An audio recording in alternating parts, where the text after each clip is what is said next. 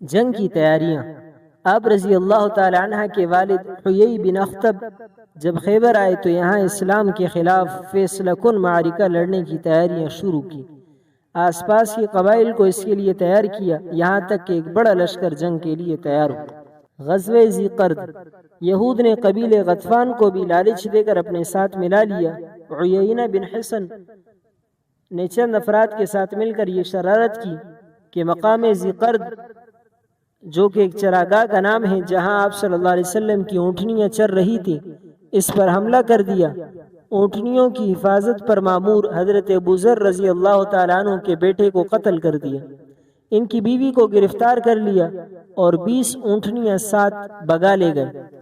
حضرت سلمہ بن اوقع رضی اللہ تعالیٰ عنہ کو اس حملے کا علم ہوا تو انہوں نے تیز رفتاری سے پیدل دوڑ کر حملہ کو جا لیا۔ ابھی وہ ایک جگہ پر اونٹنیوں کو پانی پلا رہے تھے کہ حضرت سلمہ رضی اللہ تعالیٰ عنہ نے ان پر ایسی تیر اندازی کی کہ تمام حملہ آور زخمی ہو کر فرار ہو گئے۔ حضرت سلمہ رضی اللہ تعالیٰ عنہ نے تمام اونٹنیاں واپس چھڑا لائے۔ اس لیے 3 دن بعد غزوہ خیبر پیش آیا۔ غزوہ خیبر، مدینہ کے شمال مغرب میں خیبر نامی ایک شہر آباد تھا۔ یہ نہایت زرخیز مقام تھا۔ یہاں پر یہودیوں نے چند قلعے بنا رکھے تھے۔ یہود و دیگر قبائل کو اپنے ساتھ ملا کر مدینہ پر قبضہ کرنا چاہتے تھے۔ انہوں نے اس مقصد کے لیے ایک عرصے تک جنگی اسلحہ جمع کر رکھا تھا۔ قبیلے بنو غطفان اور قبیلے بنو اسد کو نصف کھجوروں کے باغات کا لالچ دے کر اپنے ساتھ ملا چکے تھے۔ آپ صلی اللہ علیہ وسلم کو ان کی تیاریوں اور اسلحہ جمع کرنے کا علم ہوا تو آپ صلی اللہ علیہ وسلم نے حضرت سباع بن عرفہ غفاری رضی اللہ تعالیٰ عنہ کو حاکم مدینہ مقرر فرما کر خود 1400 افراد پر مشتمل صحابہ کرام کے قافلے کے ہمراہ خیبر کی طرف روانہ ہوئے۔ ادھر رئیس المنافقین عبداللہ بن ابی نے کسی طریقے سے یہودیوں کو خفیہ طور پر مسلمانوں کی روانگی کی اطلاع دے دی۔ پہلے تو یہود نے کھلے میدان میں لڑنے کا فیصلہ کیا اور ایک میدان میں نکل آئے۔ ان کا یہ خیال تھا کہ مسلمانوں کو خیبر پہنچنے میں کچھ دن لگ جائیں گے۔ چند دن بعد آپ صلی اللہ علیہ وسلم نے مقام رجیع میں فوجیں اتاری، خیمے اور بار برداری کا سامان یہاں اتار دیا، جبکہ اصل لشکر نے خیبر کا رخ کیا۔ مقام صحابہ پر پہنچ کر نماز عصر ادا کی گئی۔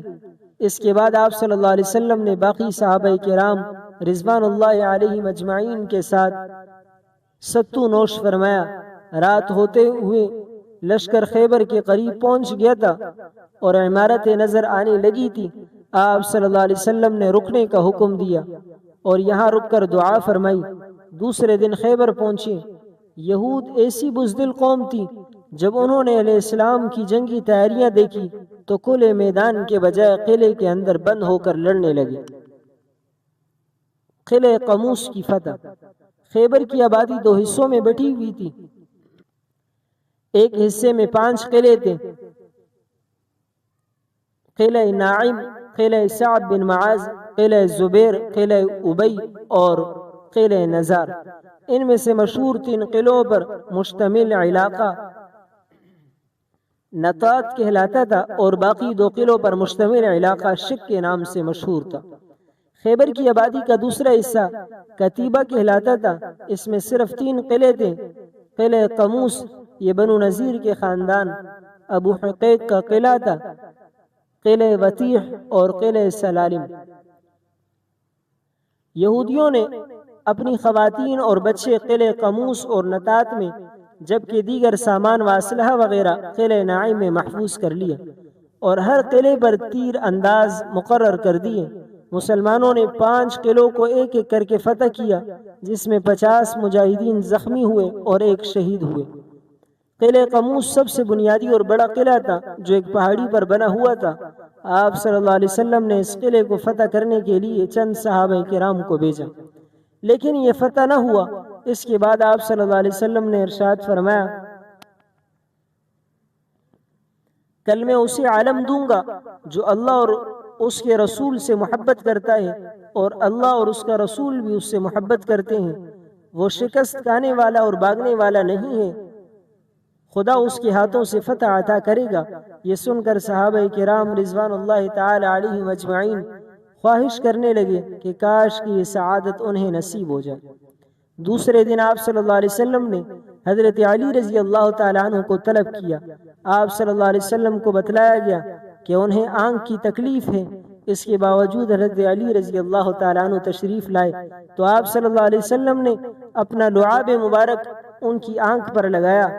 آپ رضی اللہ تعالیٰ عنہ کی آنکھ کی تکلیف بالکل ختم ہو گئی۔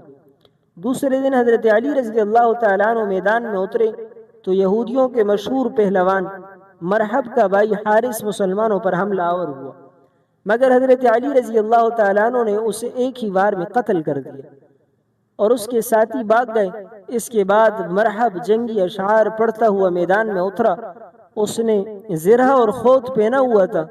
آپ رضی اللہ تعالیٰ عنہ نے بھی جواب میں اشعار پڑھے اور مرحب کے سر پر اتنے زور سے تلوار کا وار کیا کہ جس سے خود 2 ٹکڑے ہو گیا اور مرحب 2 دڑھوں میں کٹ کر رہے۔ اس کی ہلاکت کے بعد باقی یہودی خوفزدہ ہو کر قلعے میں جا گھسے۔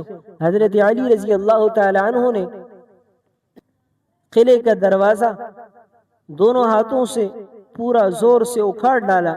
اس کے بعد آپ نے اس دروازے کو قلعے قموس کے آگے والے گڑھے پر رکھ کر تاکہ مسلمان گھوڑوں سمیت قلعے میں داخل ہو سکے۔